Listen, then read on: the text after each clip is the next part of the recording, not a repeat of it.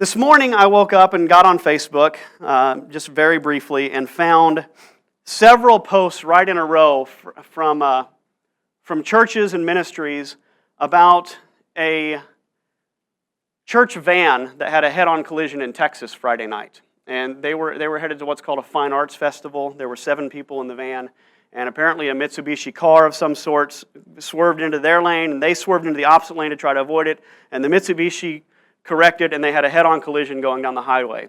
And 2 people were killed. Several people are still critically injured in the hospital, and 1 was sent home. And so it's just this terrible tragedy that happened on Friday, and it just lights up my Facebook feed. And it was interesting because even in finding that, there were a couple other posts right after that were just as tragic. And you guys can probably relate to this, is we live in an age where you have to get to the point where you scroll past some of that stuff. If you don't, you could just be consumed with all the horror going on in the world.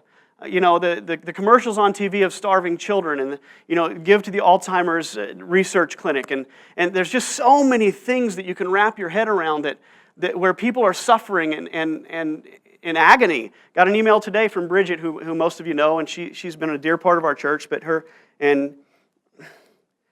a year ago this week, her son was killed right here in Louisville in a motorcycle accident. And she texted me today to say, I won't be there because I've been really sick and I'm having a really hard time. It's just suffering is around us constantly. And I don't want this to be a downer. And I realize that this series from last week to this week, you kind of come in and you say, Jesus, you've redeemed my soul. Yes, everything's good. And then I preach, everybody goes, life is just, ugh. And I don't want it to be like that, but I also don't want us to pretend that the issue isn't there. I don't want to pretend suffering isn't an issue. Last week we talked about it. I'm going to kind of just run through some of the things we mentioned last week. And the argument goes like this: if God is all good, He would want to stop suffering. It seems kind of logical. It also says if He's all-powerful, He can stop suffering. That makes sense. But we say there is suffering, therefore there cannot be an all-powerful, all-good God. That's the way the skeptic's argument goes.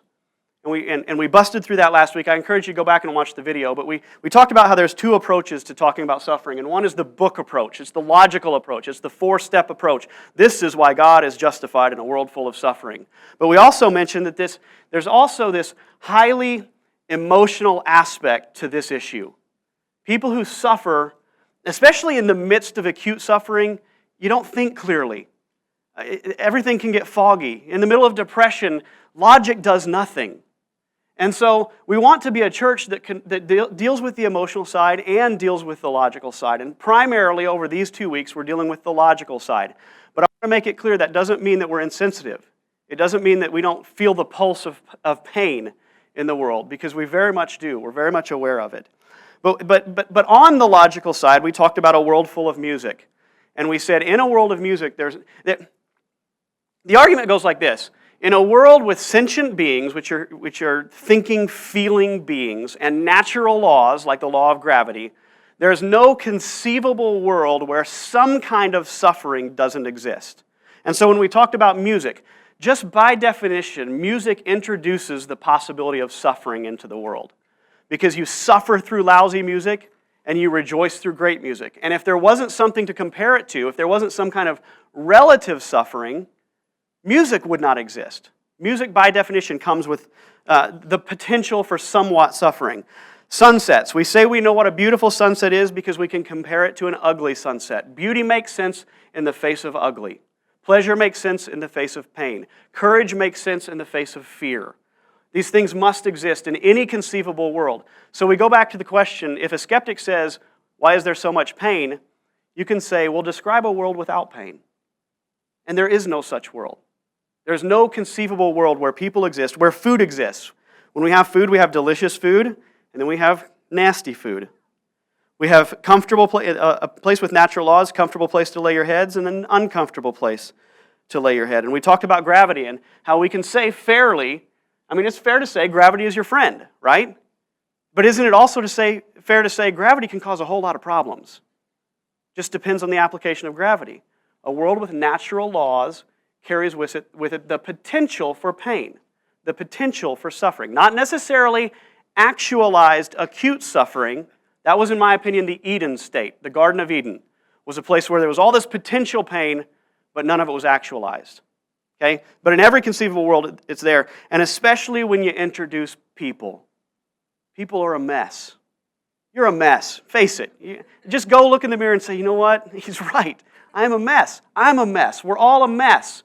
And together, when you put all these messes together, you got a big, nasty, awful mess. People are lewd and cruel and wicked and mean and selfish. All of us are, to an extent. And when you put 100 people in a room, let's just lock us up in here for 3 days without food and water and watch how things degenerate.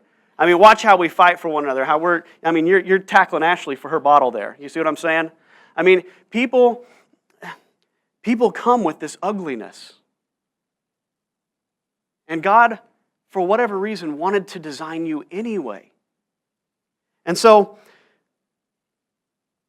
if God is all-powerful, He can stop suffering. And the answer to that is, it depends. Not if you describe all-powerful accurately, which is able to do that which actually can be done. There's some things that just can't be done. They're just nonsense. For example, God cannot create a square circle. Right? It's impossible. By definition, a square is not a circle is not a square. It defies the laws of logic, the law of non-contradiction. Okay? It cannot be done even by God. There's some things He can't do. And one thing He cannot do is create a thinking, feeling, free moral agent without risk. It's impossible. But He decided the risk was worth it to create thinking, feeling, free moral agents. If I woke up every morning and gave my wife a potion that made her fall in love with me and do everything I wanted her to do when I wanted her to do it, no one would describe that as love. They would describe it as something else. In order for it to be love, she has to have a choice. In order for God to invest love in people, they must be able to choose, which goes to the second leg of the argument. If God is all good, He wants to stop suffering, not at the expense of love expressed in freedom. Love expressed in freedom was His highest ideal. It was His prime motivating factor in creating people. And in order to stop suffering, He would have to take that away completely. Free will comes with danger. Sydney sent me this verse this week. She also came here and showed up today with a snow shovel and shoveled some paths for you guys today. So if you see her, give her a pat on the back. She did it all so that you would notice her, I'm sure. Thank you, Sydney. But she sent this to me, and the last part of it you can see runs right with what we've been talking about. People ruin their lives by their own foolishness and then are angry at the Lord. You get people that shake their fists at God for all the bad things going on and then do nothing to try to help. Right? It happens all the time. I created a cat meme this week. It was the first time I ever did that. You know, you see pictures of cats, and I've seen this caption. It says, "Everything happens for a reason. Sometimes the reason is you're stupid and make terrible decisions." And I decided not to post it. I don't know why, I just decided to say it. But the fact is, decisions get people in trouble and make bad things happen. Free moral agents are dangerous. And so then you have to ask the question, well, when would God be off the hook? What level of suffering would be allowed? And you look at the Holocaust. And in the Holocaust, I was just recently reading, about 11 million people were suspected to have died. Jews, Christians, black people, gays, gypsies, anybody that wasn't Aryan. They just took them and killed them. And you look at that and you say, where was God during that? How is that even possible? And I'll tell you where He was. He was crying. He was weeping. He was brokenhearted about what was happening. But He had given humanity free moral agency. And so you ask, well, why so much suffering? And I'm telling you that in every conceivable world, someone would shake their fist at God and say, no, it's too much. Let's say instead of 11 million people, 7 million people died in the Holocaust. That's where God drew the limit. He said, this far and no more. Someone would still shake their fist at God and say, it's too much. What if it was 3 million? What if it was 100,000? In every conceivable world, somebody, if it's 100,000, is going to say, it's too much. It's too much. Let's say only one person died in the Holocaust. And in fact, it's the only person murdered in the history of mankind. Someone would still shake their fist at God. Let's say they didn't even die. Let's just say the Nazis brought people out and they just slapped them around for a while and called them stupid. Someone would shake their fist at God. In every world where there would be any kind of suffering, someone will say, no, there is no God. There couldn't be any God. And so later today we're going to talk about how far does God allow suffering to go? What are the limits? And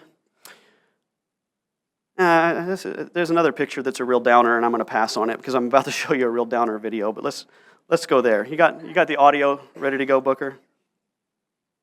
Halloween has come and gone, but it's such a magical night of the year for so many kids, and no less so for one 4-year-old Metro Atlanta boy, Henry Kelly. His family is working to ensure that the upcoming holidays are absolutely perfect because for Henry, they will likely be his last. Here's R.J. Watson.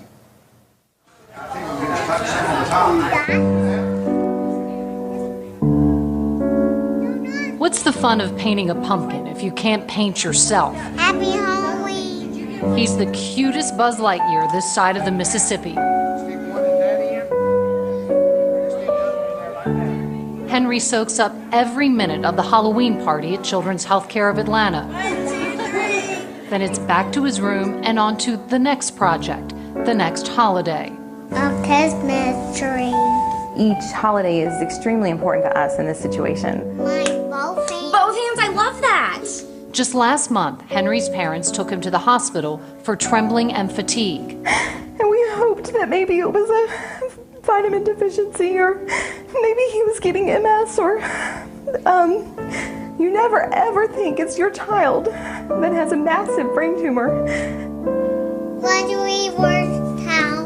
The peanut tumors are extremely rare in the S peanut tumors. There's only 6 to 10 in the U.S. every year that get diagnosed with this. One terrifyingly short month after the diagnosis, there is nothing more to be done.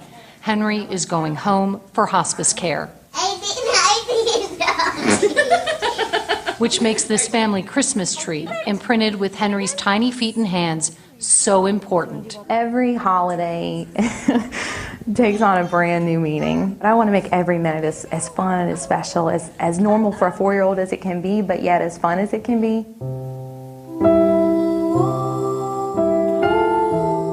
Henry is proving himself a teacher to his mother, even now. We were throwing pennies in the pond. I said, you're supposed to make a wish before you throw the penny in the pond. What do you wish for? If you could do anything in the world right now, what it would be? He said, this. And it was the most amazing lesson to me that just, enjoying the moment with him and just slowing down and saying, there's joy and peace because right now my little boy is throwing pennies in the pond with me. There is no more searching for a cure, no more bargaining for time, but there is a sense of hope that comes from faith. We believe that Jesus' heart is for us and for Henry and for healing and for restoration. We may not see that on this side of glory, but we'll still be with him in a short amount of time forever.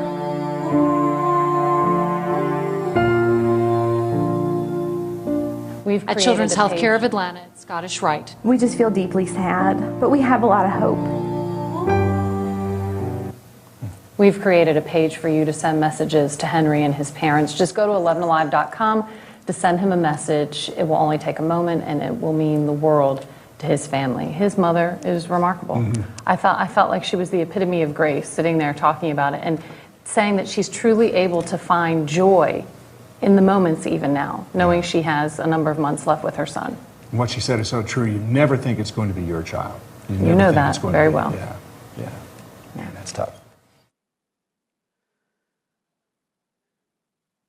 I almost wanted to play you a sermon as a video, like the sermon in its entirety today, because it's so much better than what I could possibly even say about Henry's situation. So I want to recommend it to you. I don't think I'm stretching to say it could be the most important sermon you'll ever watch. It's called A Letter to Henry by Dr. Gregory Boyd. And Henry's parents wrote him in after Henry passed and asked him to participate in Henry's funeral. And so Greg Boyd did an entire sermon about Henry. So just Google it, A Letter to Henry from Gregory Boyd, and really you won't go wrong. It will change your perspective on God. It will change your perspective on suffering. It's just an incredibly, I can't stress it enough, but it felt like a cop-out if I just brought you guys in here and you guys drove from everywhere and we just played you a sermon from online. So you get to see me and Greg Boyd. So that's a bonus for you. You look at, we talked last week about humanity being the major problem. But when you look at a brain tumor, you have to say, nobody chose that for him. Nobody did that to him. Now, nutritionists might argue certain things, and people that argue about pollution and smog might say one thing or the other, but there's all kinds of things in the world that can't be accounted for just with the easy way of saying mankind did it. How do you explain a drought? How do you explain Alzheimer's in its entirety, why it's even there, or tuberculosis? How do you explain an earthquake and blame man? And so today, we want to get past what man has done or failed to do and get on to what the insurance companies would call acts of God, right? A tree falls through your living room roof and smashes a pet or a person. They call it an act of God. And nobody would say that a man pushed the tree over or that man did it. So it doesn't fall under the category of man's free agency, man's morality. So what do we do with those issues? And I want to point out that when the skeptic steps into the argument of suffering, they're also stepping into Christianity. They're dipping their toes in Christianity because the argument says if God is all good, he would want to stop suffering. Well, this automatically implies that there is such thing as good, right? But if you take atheism specifically in its entirety, most people believe atheism is a nihilistic religion. They believe there's... Well, I'll let Richard Dawkins sum it up for you. He's one of the most famous atheists in the world, and he says it like this. He's talking about the state we find the world in. He says it's exactly what you would expect. He says it has precisely properties we should expect if there is, at bottom, no design, no purpose, no evil, no good, nothing but blind, pitiless indifference. That has to be the view of materialism. That there is no morality, there is nothing transcendent. And so he has to admit there is no good. There is no such thing as what we'd call objective evil.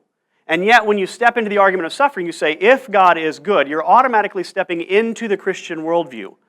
And so if the argument takes place inside the Christian worldview, then we get to tackle the argument from inside the Christian worldview. We get to use Christians' lines of thinking to answer the complexities of the argument. And so, we talk about, I'm convinced, I'll just put this right out there. I'm convinced everything that we would call acute suffering is as a direct result of the moral choices of free agents. And in Christianity teaches that humans are not the only free agents. Christianity teaches, and I know this gets buggy for some of you. Some are like, oh, this is way too much for me, and that's cool. I'm fine with that, but we're answering the question from within traditional Christianity. So just understand it that way. Christianity teaches that there is an enemy of your soul. It calls him Satan, Lucifer, the devil, the dragon. It teaches that there are angels and cherubs and so forth that are beings of another plane. They're around us all the time. They're involved in this world, but they're somehow separated. They're phase shifted or in another dimension or just plain invisible. Scriptures teaches that there's what we would call supernatural. I think once you get on that side of heaven, it'll look just as natural as everything else.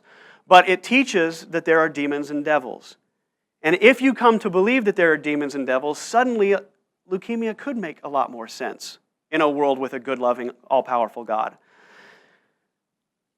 Bible scholars for a long time have recognized that Ezekiel the prophet in the Old Testament was probably talking about the devil in this passage. And it says, you were the signet of perfection, full of wisdom and perfect in beauty. You were in Eden, the garden of God. Every precious stone was your covering. You were anointed guardian cherub.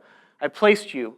You were on the holy mountain of God. In the midst of the stones of fire you walked. You were blameless in your ways from the day you were created. And so you've got this beautiful picture of this angelic, wonderful being covered in precious jewels, walking in fire and conquering mountains, and just this wonderful, powerful being. And then this foreboding passage comes up. It says, till unrighteousness was found in you.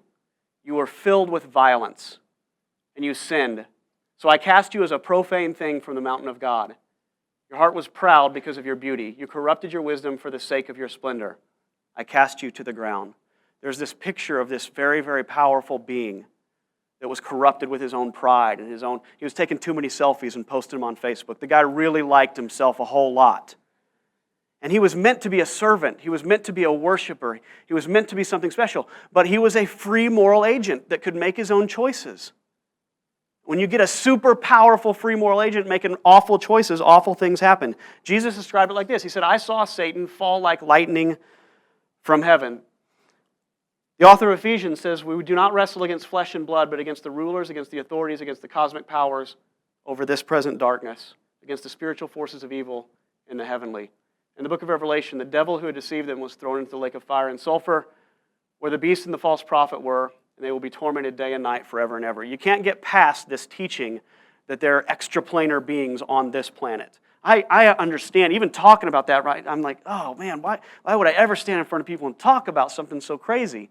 Well, go back and watch our entire series. I've come to believe the Bible is trustworthy because I've come to believe that Jesus was trustworthy. And I believe Jesus was trustworthy because he was resurrected from the dead. And I think there's really good historical evidence to show that that actually came true. And so there's this line of reasoning that leads to the Bible is probably reliable. And if the Bible is reliable, you can't get past all this stuff it says about this dark creature and all his dark minions that are roaming the earth, just looking to wipe something out, just looking to destroy. And when you start to see that, then it makes sense how a lot of things could happen. It makes sense how a lot of terrible things can happen, especially when you realize how powerful this being is supposed to be. It calls him the prince of the powers of the air. It insinuates that he has power over natural forces. Jesus himself, this woman came to Jesus and she had been bent over her whole life. I've seen these women over in Europe and they walk like this with their arms up, shriveled and atrophied. And this kind of woman came to Jesus, and you can read it in the Gospel of Luke. And he says, because it's on the Sabbath day, and you're not supposed to work on the Sabbath day. And so all the Pharisees and Sadducees, the religious leaders, they're watching him to see, is he going to work? Is he going to heal her on the Sabbath day? And he stands up, he says, which would be worse? He says, to heal this woman on the Sabbath, or to let her continue in her affliction, which the devil has put on her for 18 years. So Jesus himself says that somehow, some way, the devil has been given this power to afflict, that this dark force has been given power to step into people's lives and manipulate and change. If you read the book of Job, now whether you consider it an allegorical poem or whether you consider it literal history, the principle is still there. The devil comes to God and says, hey, I'm wanting to mess with this guy Job over here. And God says, all right, that's your prerogative. You can do what you have power to do. And we find that fire comes out of heaven and consumes his crops, and that houses collapse on his family, and that barbarians come from all over the world to destroy his people. And so you see that what happens is when this dark creature has power, awful things happen. And it's just a consistent theme through Scripture. So much so that C.S. Lewis said there's no neutral ground in the universe. Every square inch, every split second is claimed by God and counterclaimed by Satan. I think back to the old Saturday Night Live skits with the church lady. And it was Dana Carvey, but he was dressed like a lady, and he would talk about maybe Satan did it, and just making a mockery of the whole concept. And I can't get past the fact that when I talk about Satan, that echoes in my mind. I remember sitting with a preacher who was a hellfire and brimstone preacher I had met, and I took him out to lunch and wanted to get to know him better. And I was talking about some music, and somehow Van Halen came up during the conversation. And he said, oh, you mean devil music. And I just kind of looked at him. He said, devil music, that devil musical, just this, that, and the devil music. And he was talking so loud, and everybody in the whole restaurant was turning and looking at this guy going, devil music, devil music, devil music. And I was like, it was so awkward. And the whole concept of a devil or Satan or Lucifer is, I can't say it enough that I totally get how wacky it is. And yet I've come to believe it for a lot of reasons. It's the real deal. And really, you see all kinds of evil. And Greg Boyd, in his book, Letters from a Skeptic, describes us as being in a battlefield. He says, imagine you're hunkered down in a bunker, and there's the enemy's coming in, and all you've got is a radio. Your weapons are depleted, you got no ammo left, you know the enemy's out there, you can't see them very well, darkness is coming, they're sending flares up, and all you've got is your radio, and you're radioing in, and you're saying, help me, help me, help me, help me. Emergency, come on in, help us, do something. And they're saying, we're on our way, we're doing this, bunker fire, and all this stuff's happening. And you don't see the big picture at all. All you see is your little mess. All you see is your place right there and how ugly and how awful it is. But he says what you don't understand is that there is an enemy out there, and he's coming in to attack, and he's doing awful things, and yet there is a force that will come in and win victory. But it's a battle. It's a real fight. And you see this in Scripture. There's a passage where a person prays to God and says, it's the prophet Daniel, he's in a real bind, a real mess. He says, God, help me, help me, help me. And it's not till 21 days later that this person comes who turns out to be an angel and says, hey, sorry it took me so long. He says, but man, the prince of Persia, it's really interesting. Jesus in Scripture is always the king. The devil is always a prince. But he says, the prince of Persia resisted me. And it says this, it says specifically in that passage in Daniel, he says, I came as soon as you called, but I had to fight my way here.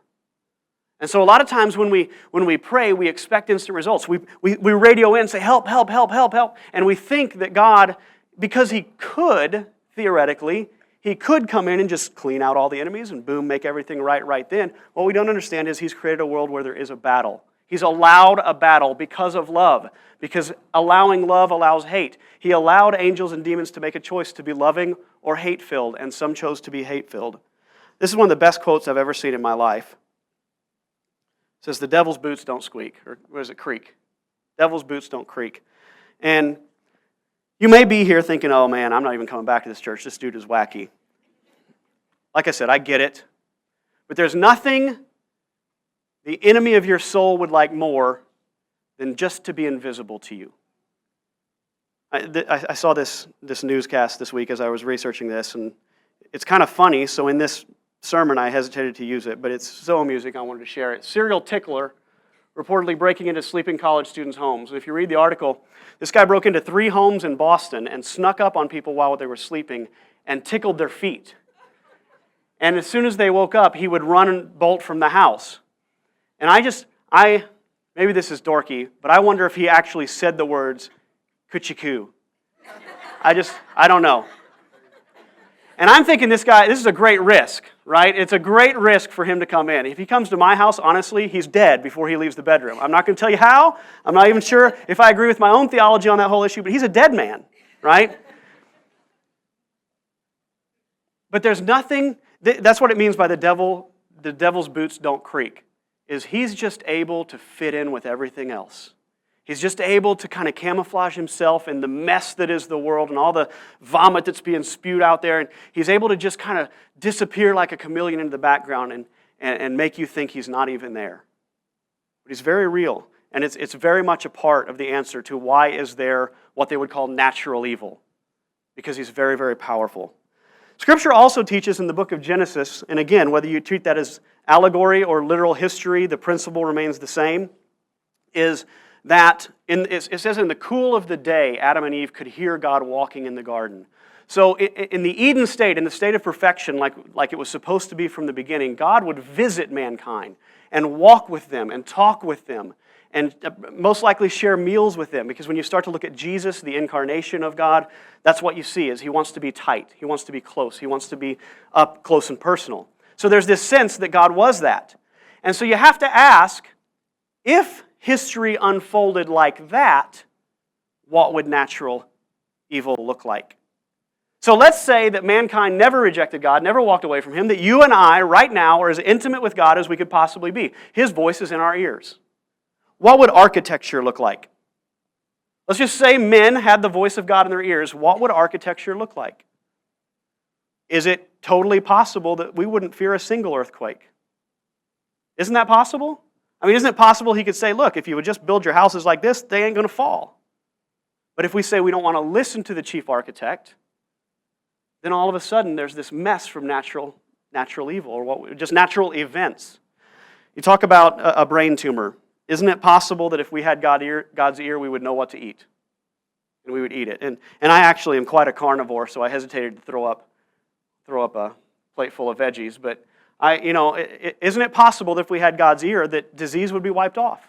That it would be no more. We would never have to worry about Alzheimer's. We would never have to worry about cancer. We would never have to worry about anything if God was in our ear constantly. So nature could unfold with all of its potential evils, like gravity, for example. Isn't it possible that if we had God's ear, no one would ever fall from anywhere? Isn't that possible?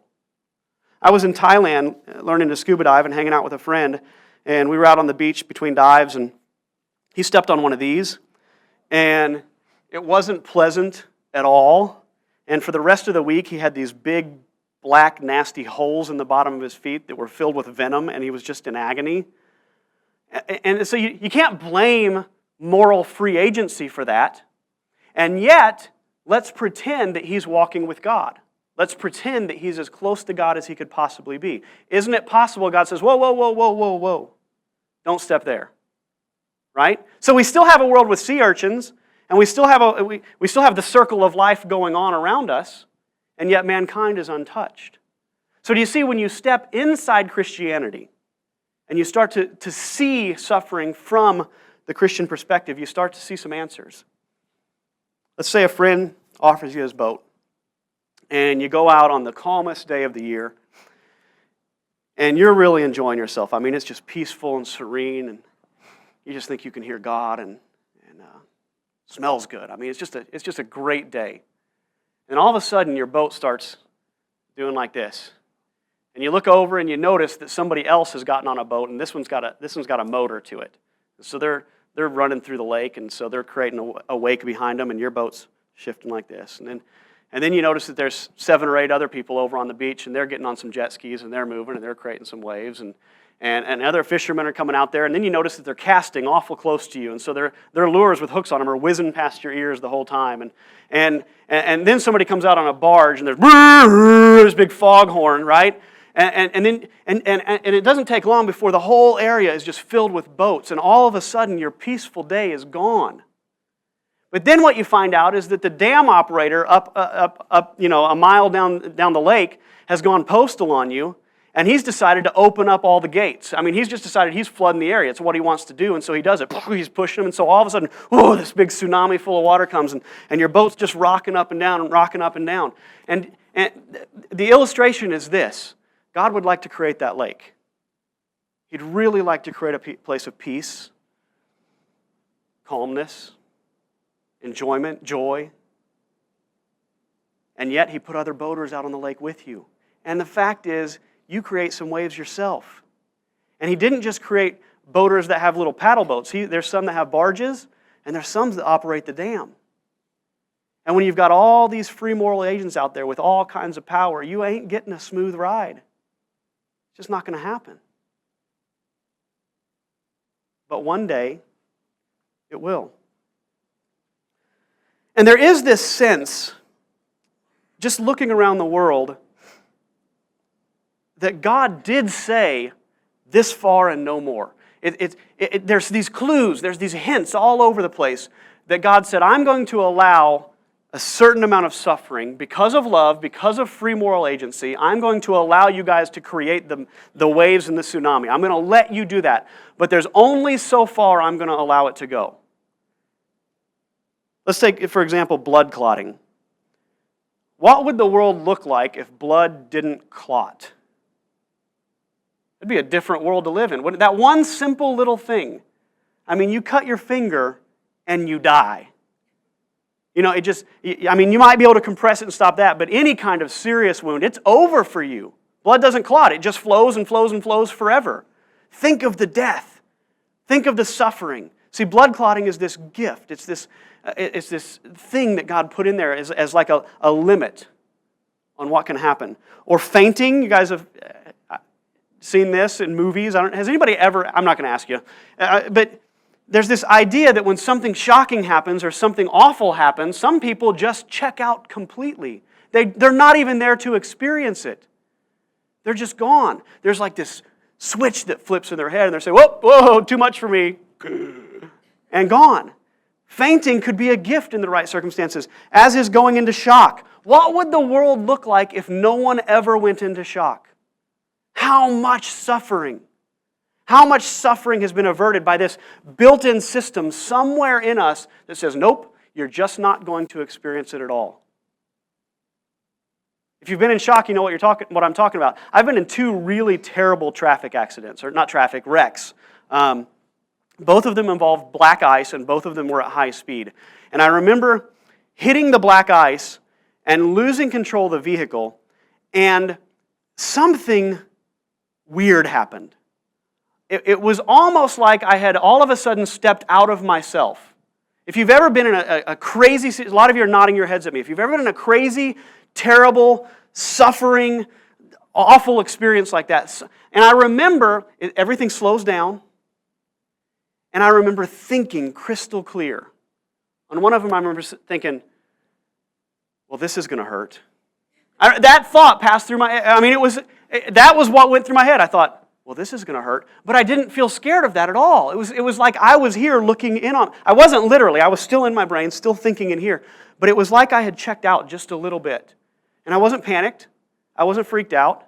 And in the second wreck, when it happened again on Black Ice, I'm just going to learn never to drive when it's cold. But in the second wreck when it happened and I lost control of the car, I thought, Jesus, you're going to have to help me now. And it really was that serene, that calm.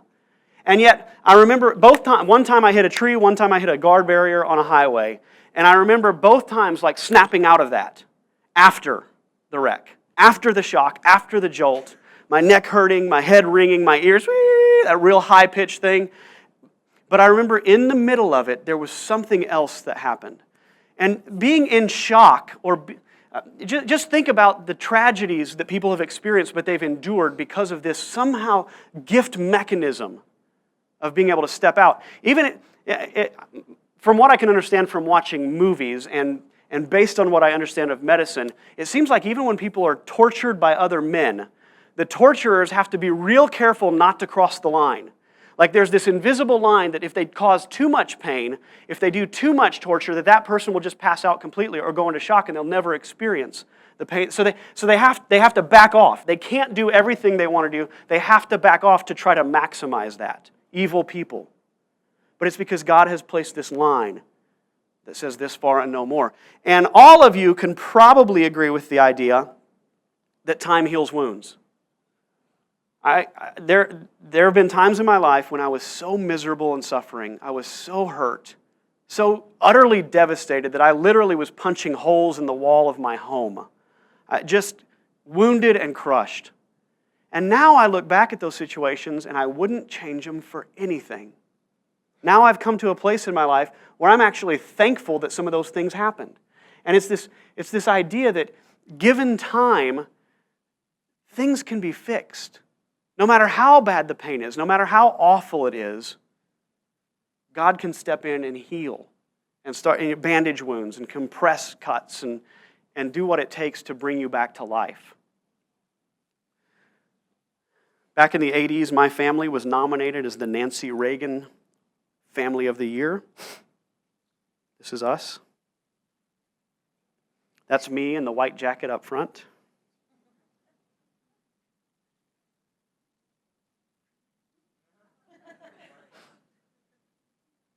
My cousin Chris right here on the left and the other white, we're all in white jackets. This was like Don Johnson, Miami Vice, right? Me and my cousins, all these cousins that you see, were out playing football across the yard from our grandparents' house. And we played tackle football, a big field, at least it seemed big at the time. And I was little. You can see I'm a pretty tiny guy. And I mean, skin and bones. I competed in a Taekwondo tournament my freshman year of college at 128 pounds. Just to let you know, freshman year of college, I got down to 128 pounds. Tiny dude, right? Much larger now. We're playing football, and my only method of tackling was to go below the knees. That's all I could do was try to trip people, right? That was my only method. And I remember one time this dude was running at me, and he's got the ball, and he's running fast. He's one of the big kids. So I'm probably 9 years old. He was probably 14.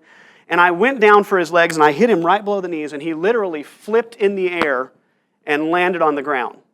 And he got up, and he came after me, and he grabbed me, and he threw me on the ground, and he got on top of me, and screamed and yelled and cussed, and I don't remember what he was saying. I was probably in shock at the time, but he was saying, "Why would you blankety blank do the blankety blank?" And I mean, he's going to pulverize me, right?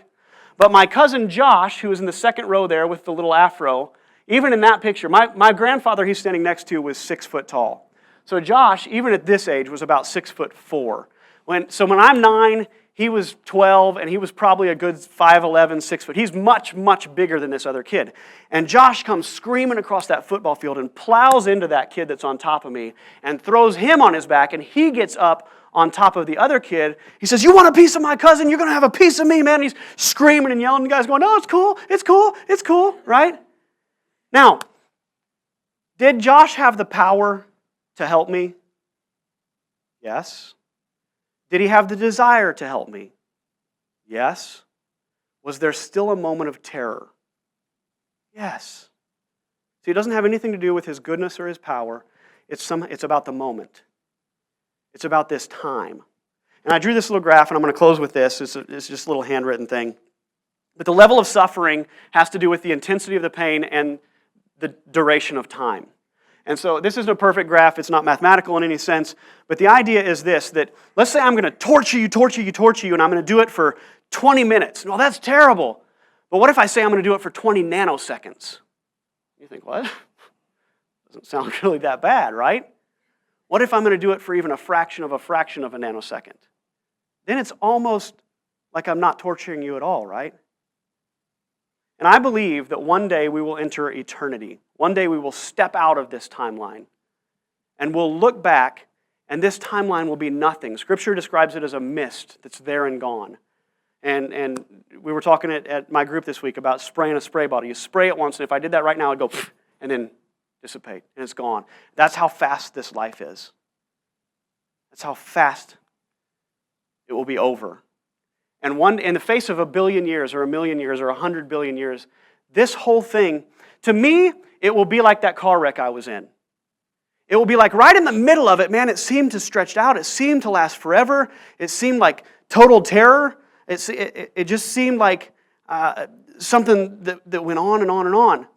But in reality, now that I look back on it, I vaguely, barely remember that little snap fraction of a second that happened. And I suspect in all of eternity, any suffering you'll endure in this life as a result of free moral agency because of God's gift of love will be like that. It'll be there and gone. It doesn't make it easier while you're in the middle of it. It doesn't make it less terrifying, but it does make it justifiable. From an intellectual standpoint, it does make it understandable as to why things might be the way they are. Scripture teaches this. This is my last slide.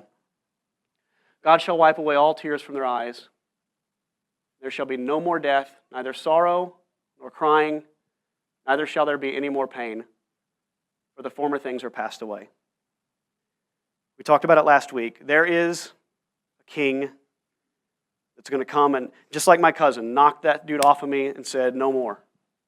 That's what's going to happen. And if you watch this video from Greg Boyd, go back and watch A Letter to Henry. He sends in a video to the parents that they play at Henry's funeral. And in tears, I just remember him saying multiple times, he says, it will all be worth it. It will all be worth it, and it won't be long. It won't be long until you're back in the arms of your boy again, that he is running up to you. It won't be long, and it will all be worth it.